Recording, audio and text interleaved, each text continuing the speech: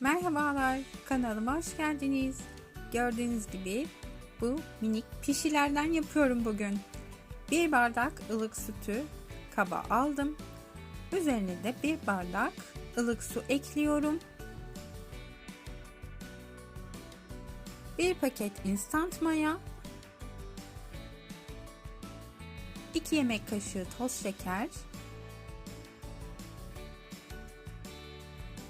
7 su bardağı un kullanacağım. Undan da biraz ekleyip karıştıracağım ve ağzını kapatıp bir 10 dakika ön mayalanma olmasını sağlayacağım.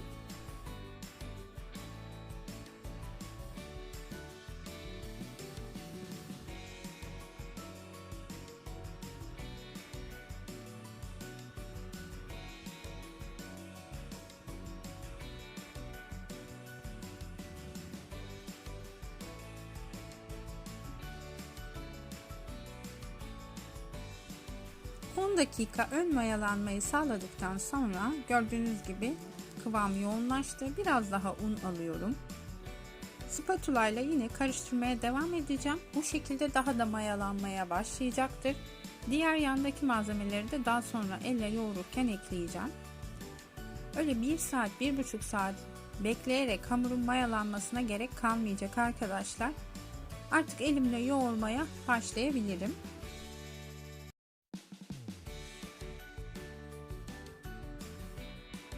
Hamura tuzu hiçbir zaman başta koymuyoruz. Bunu ekledikten ve biraz yoğurmaya başladıktan sonra ekliyorum tuzunu. Yarım çay bardağı zeytinyağını, biraz yoğuracağım ve yumurtasını ekleyeceğim. Bu aşamaya kadar hamur daha da güzel mayalanacaktır. Dediğim gibi 1-2 saat bekletip sarıp zaman kaybetmenizi önlemek için bu şekilde yapıyorum. Yumurtayı da ekledim. Yumurta istemezseniz eklemeyebilirsiniz ama hamurumuz gerçekten çok güzel olacak. Puf puf kabaran bir hamur olacak.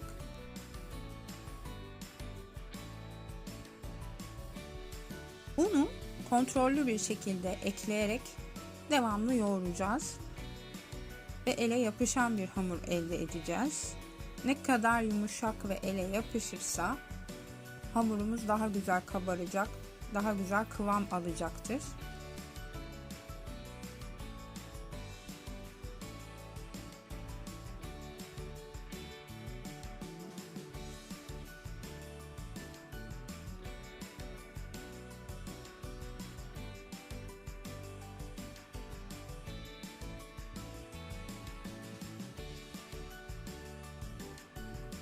Ele yapışan bir hamur gördüğünüz gibi arkadaşlar.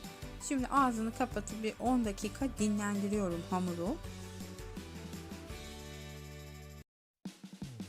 10 dakika sonra bakın görüyorsunuz hamurun kıvamını. Gayet güzel mayalanıyor. Hala mayalanmaya devam ediyor bu arada hamur.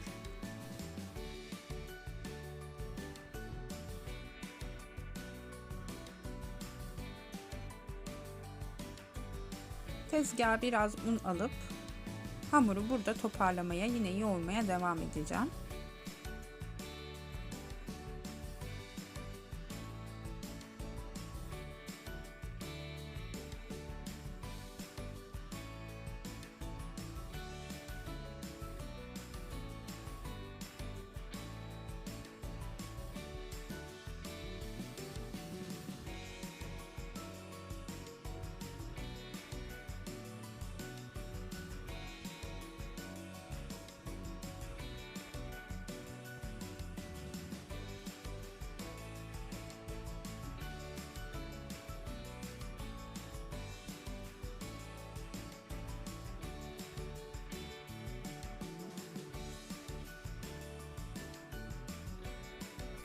Hamurumuzu toparladık ve hamur yine ele yapışan bir hamur. Bunu sakın unutmayalım.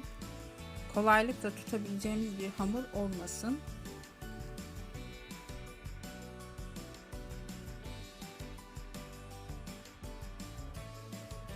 Biraz un alarak elimle biraz hamuru büyütüyorum.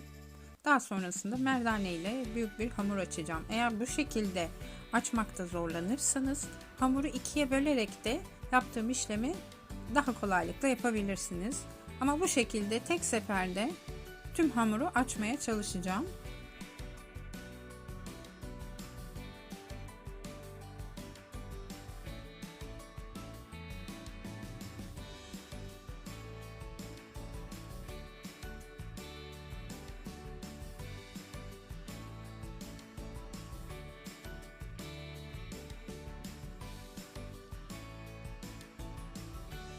Hamur o kadar güzel oldu ki hem çok yumuşak hem de çok güzel mayalandı.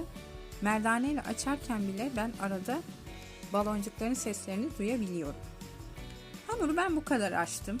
Bir parmak kalınlığında hamur açmanız yeterli olacaktır. Kesinlikle yırtılmayan, bozulmayan bir hamur oldu. Ben kenarlarını çekiştirirken onu gayet net fark ediyorum. Bir bardak yardımıyla keseceğim veya kesme aparatı kullanabilirsiniz tabii ki. Büyüklük sizin zevkinize kalmış.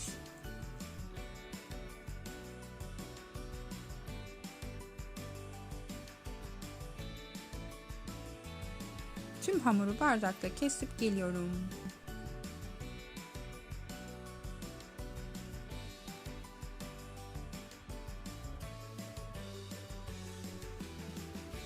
Hamurun kalan parçalarını ayırıp bir kenara alacağım.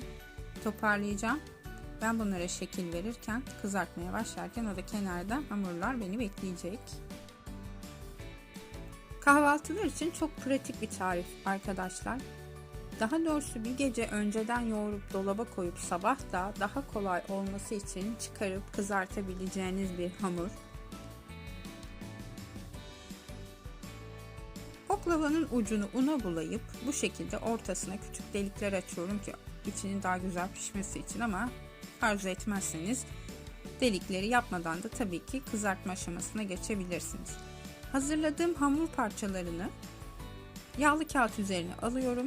Kızartma esnasında hamurlar bizi beklerken tezgahımıza yapışmasın ve yağlı kağıttan daha kolaylıkla alalım diye ben bu şekilde hazırlıyorum arkadaşlar. Şimdi kızartmaya başlıyorum artık.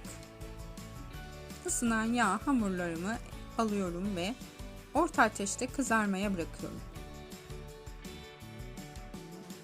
Ben hamurların yarısını kızartıyorum şu an. Yarısını da buzdolabı poşetine koyup dolaba kaldırdım.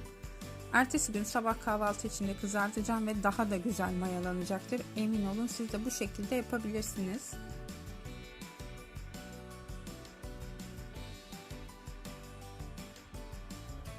Çok çabuk kızarıyorlar zaten. Dediğim gibi büyüklük size kalmış, daha büyük de yapabilirsiniz ama bunlar sunum için de çok rahat oluyor.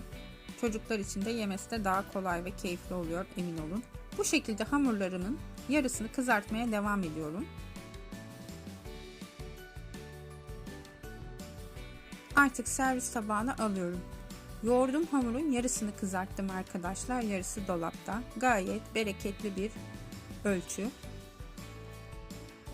Beni buraya kadar izlediyseniz ve kanalıma abone değilseniz abone olmayı, yeni videolarımdan haberdar olabilmek için bildirimleri açmayı unutmayın lütfen.